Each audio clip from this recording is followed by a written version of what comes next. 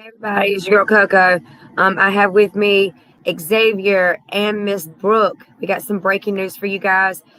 St. Louis City, Missouri. This is the second time that we have had the situation. They are live right now. They did this first February the 6th, 2021. My boy right here, Xavier, he hit me up. He said, "Hey, we got some news. We got some news." I said, what's it going? You gonna go live with me tonight now, baby? He's also, I want to give you a shout out to him. He is also the CEO and founder of Change is Coming. Of course, we got our girl Brooke, which she's awesome. She's our secretary right now. She's also live with Brooke and Sarah. It's a blessing to have her here. Hey, Brooke, how you doing? How your travels? I'm good. Currently on my way to Ohio. You better But be careful. we're going to jump on here for any breaking news. We always here. Always 24/7, 365. Now, Xavier, what exactly did we see earlier whenever we was talking about that about the riot? It did happen once before, correct? Yes, it did. Okay. So Go ahead. So what I've seen is individuals in the windows is screaming for their rights for water and food and air qualities. On the piggyback of what happened in February, it's been almost 2 months. That they was begging for their rights of their First Amendment, the right to be able to have these proper procedures is done in the prison system, in the county jail. And no, this is not even a prison. This is a county jail. Is the county jail, and that's devastating to see how 60 inmates is trying to stand up for their rights when they're behind bars. And when we see these around, I don't care if I'm just sitting on a computer. When I see this type of action, I'm calling a call of action. I make sure everybody know what's going on. I make sure a lot of people have eyes and contacts through this, because this is the problem with society. This is just not the Black Lives Matter. This is the problem with society. We need to protect our brothers and sisters that's behind incarceration, that's dealing with this type of outbreaks, that's dealing with needing air and water and food. This is it's a big problem. It's a big issue.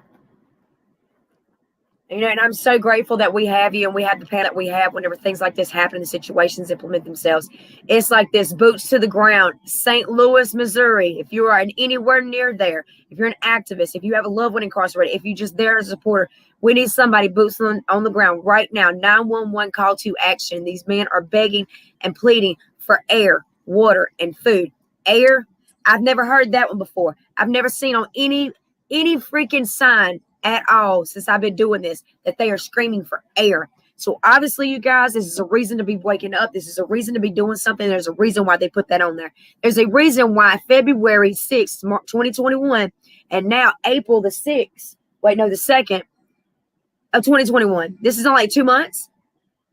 2 months max. Same windows, same things. Oh, there's no danger. The guards said that there's no one being held hostage. They said there's no danger to anybody. They are not harmed. But that's irrelevant. This is still a county facility. Our loved ones are still there, and they're begging and pleading for food, water, and air. Is there anything would you like to say, Ms. Brooke, before we end this for right now? Yes. So the whole thing with air, I would just like to point this out. This isn't the first time that I've heard this, not from a county jail, but even from our prisons. I think what they mean by air is they're stuck in a confined place and there is no circulation. So therefore, it's hard to breathe. The air gets so muggy and so cold at times, and then hot in the summers that they literally cannot breathe because there's no ventilation. That's Half true. the time the windows don't open. And there is no air conditioners. Exactly. And I believe that since the fact that this is not just being reported in one place, it's being reported across the entire United States from inmates in different jails, different prisons. It's obviously a problem that needs to be fixed across the entire United States. Right. It's not some bullshit. It's the truth. Right. Yes, it is. That address over there is 100 S Central Avenue, 7th Street. Is that not correct, Xavier? Yes, that's correct. All right. This is in St. Louis. This is a county jail, but regardless, we've been having some issues with these county jails. Thank God the people are trying to stepping up and admitting that it's everywhere. It's not just the prison systems, not just feds or states or governments. This is everywhere, even our county local facilities, you guys. These are like right next door. These people are not even charged yet. They're not even sentenced yet. These could be people sitting there on a 24-hour, 74-hour hold for even just being incarcerated for a drunk in public or a DUI ticket. Speeding tickets, they can't pay their fines. This is a county jail. This is real. We need everybody to get awake, get the understanding that this is happening, not just in the states, but in our communities. This ain't just some federal prison or state prison that's over a couple hours away. This is in your backyard. This is your backyard, your local towns. This happens in every single day, every minute of the day. These men and these women do not deserve this. And the people that say that this don't affect them, let me break it down for you. You probably drink. What if you're out in public and you get a public intoxication and they take you to jail in the drunk tank and you go in there on a Friday night? You're going to be in there all weekend. So yeah, you're one of the lucky ones. You might only be in there for the weekend, but you're going to be living in these horrible conditions for that entire weekend. So how can everybody say that they're not impacted? You can be impacted at any time. Right. Even with a habitual offender law, people don't realize about what that habitual law, what that habitual law means. If you're a juvenile, or if you're just in college, or you're having some fun and you get a ticket, or if you're sitting there and you do something and you get a charge, all right, bet. Mind you, you still got that charge. Later on, fast forward into your early 30s or whatever like that, you catch you another charge. Same guidelines, different age bracket, whatever. It don't mean nothing. You mess around and get a DUI on something similar, that's 3 strikes you're out. That is a habitual offender. Your butt's going to sit in jail too, so you might want to think about things. I mean, you got to be awake. You got to be woke. That's what that means. 3 strikes you're out. Same crime, same charge, same whatever. That is a habitual offender. You might be doing something stupid in your youth. In your 20s, we know every one of us has got crazy at one point in time in college. Well, I don't know. I didn't go to college. I was in the streets. But still. And then you get into where you're an adult and you just, all right, by chance, just an innocent bystander. You with your homegirl, you with your friend, but you in the same vehicle, but y'all got a public intoxication, you got a DUI. Everyone else catching that. That's a habitual offender. 3 strikes you're out. You gone. You going to jail. You going to prison. And there ain't nothing you can do about it. It could have been something that's innocent and be in the wrong place, wrong time. You going to catch that charge. That's what people need to be aware of.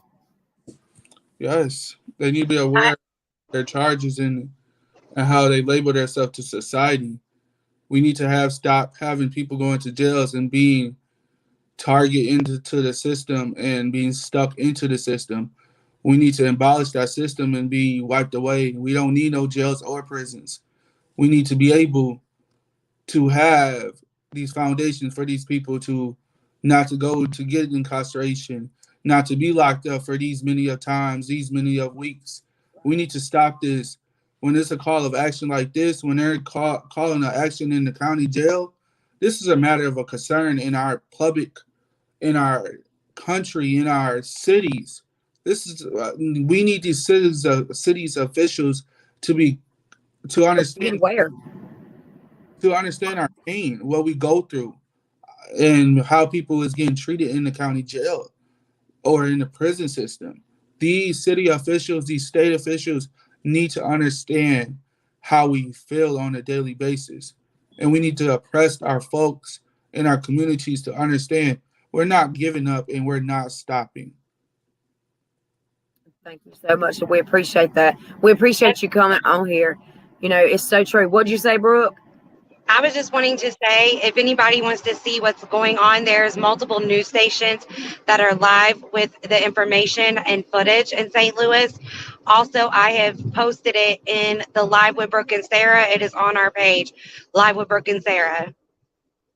You go to the National Plus Coalition page. You can go to Free the Guys, live straight out of Parchment. It's broadcasted all the way through our stuff, even to Nation for Change, our YouTube channel, and our page. So there's plenty of places where you can get this research. We'll keep you updated as we get information. We'll come back on here because Plus Productions, whenever we come with breaking news, it could be 1 a.m., 2 a.m., or 3 a.m. We're going to bring it to you as it comes, as it happens. So we want to thank you guys for coming and stay tuned. We'll bring you some more updates in a little bit later.